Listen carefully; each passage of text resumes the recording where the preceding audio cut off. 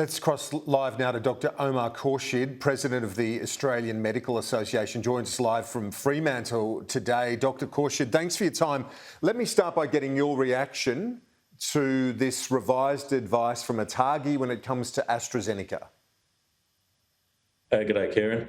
Look, we certainly acknowledge the need for ATAGI to change their advice. They've received some new data showing that the rate of this very rare TTS syndrome is a little higher in that over 50s age group, the 50 to 59 age group, than they first thought.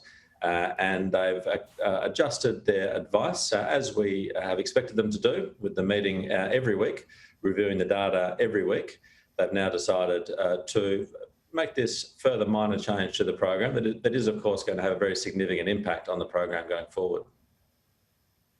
It has a significant impact. Does it slow it down in your view?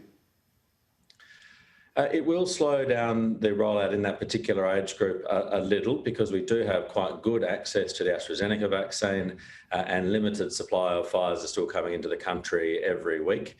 So whilst it's a little bit of a blow for the overall progress in the next couple of months, we're still confident because in particular the Pfizer vaccine has the two doses nice and close together, that as long as we get the Pfizer that is expected at the end of this year, we'll still get the job done of offering both doses of the vaccine to every Australian by the end of the year.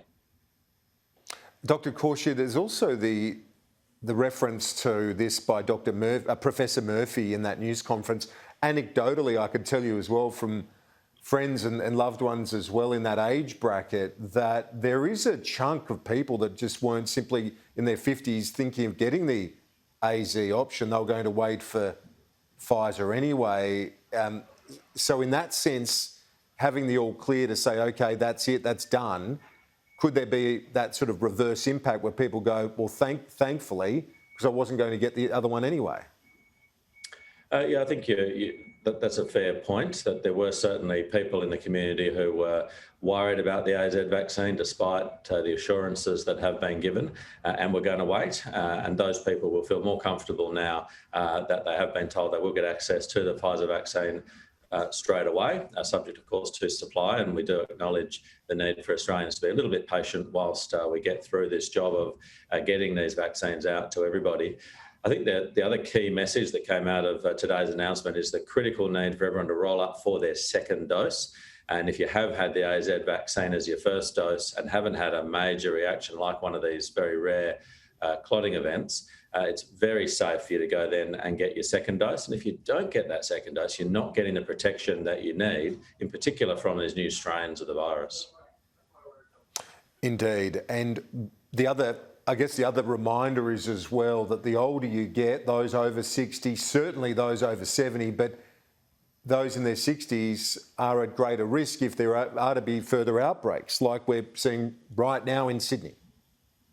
That's right. Vaccination is the only way to protect yourself from this virus, and we are going to see continued outbreaks in Australia. That's been very clear now for a long time.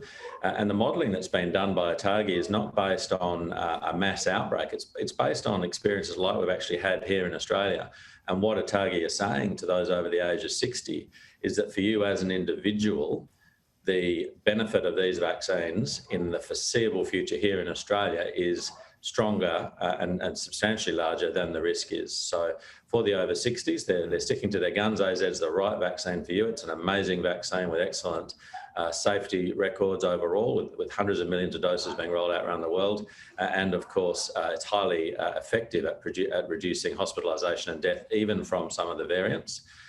So it's still the recommendation for those over 60 because those benefits are just so much bigger than the risks. Indeed. And well, as I said, that Sydney scenario now, what's your sense of it? How important is it that the next 24, 48 hours in terms of that tracing effort and people coming forward for testing, that those levels remain high as well? Yeah, as we've just seen in Victoria, we are absolutely reliant on Australians to do the right thing. If they've been to an exposure site and have been instructed to get tested, or if anybody, regardless of whether you think you've been exposed or not, if you've got symptoms, to go and get a test is the only way we're going to know how big an outbreak is and to be able to ring fence it. and particularly the approach of the New South Wales government. They're not going to go to lockdowns like we've seen in Victoria. So it becomes even more important for every New South Welshman to do the right thing and give the government every chance to catch this outbreak before it gets into the wider community. And do you feel optimistic given the previous clusters or outbreaks in New South Wales? They've been able to manage it and without any sort of harsh lockdown? And New South Wales has done quite well, although I think those on the northern beaches still were pretty inconvenienced by that outbreak around Christmas time. There's no doubt New South Wales has the runs on the board in terms of getting on top of outbreaks. But of course, we're looking at new strains now, and with the Delta strain, it is more transmissible than some of the other strains that we've had experience of in New South Wales before. And there is that chance that it could get ahead of the contact tracers, and that just further underlines the need for everyone as an individual to do the right thing.